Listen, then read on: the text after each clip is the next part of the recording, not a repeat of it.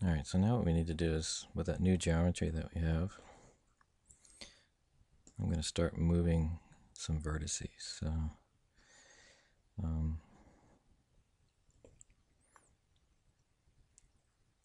going to move this vertex here, and I'm going to basically just take it and just move it up like that. And then take this one and kind of move it up and out.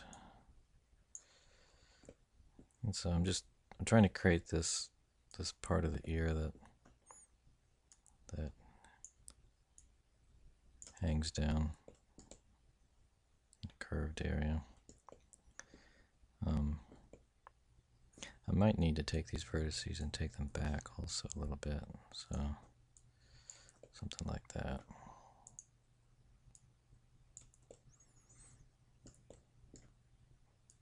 And this slowly recedes. In other words, at some point it just sort of kind of blends in down, the lower you get.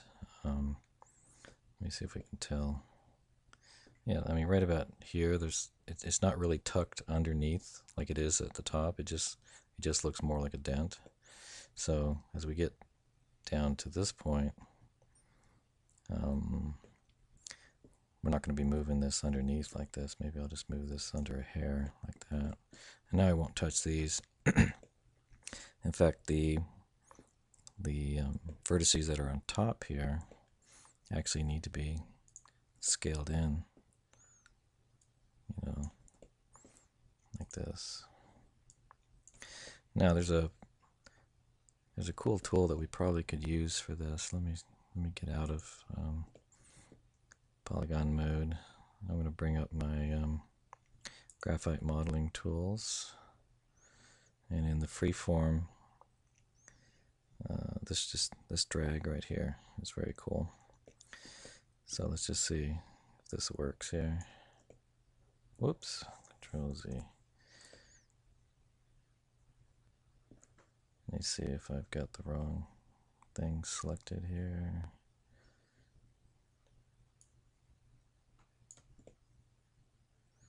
Okay. I think we might have to make it conform to the object itself. Hold on a second. Okay, it was just like I thought. I have to, if I click off of this drag tool, this right here, if you pick surface, I had drawn grid selected before, so it was trying to go to the grid. But if you pick draw on surface, and this happens to be called cylinder 001 because I haven't renamed it yet. Now, if I go back to the drag tool, what's very cool about this, and you notice I'm not in any sub-object mode, okay? But if I drag these vertices around, they can't go anywhere except for in a place that would seem natural or normal on this model. In other words, they're not going to be, I can't drag them accidentally out into space.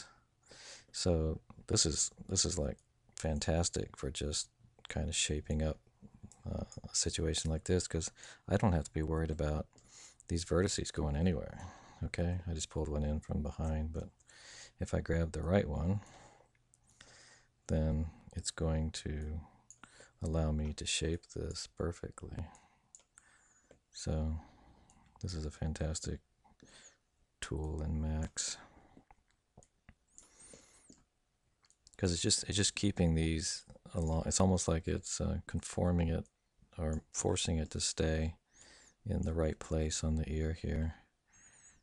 And so I'm getting this really nice rounding effect with hardly any effort.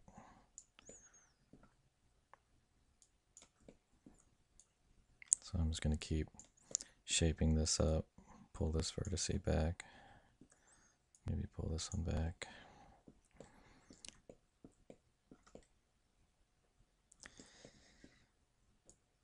Oops, got to be careful that you do click on the correct one. Alright, so I got some, just with all that, I mean, very simply, I got a really nice shaping there.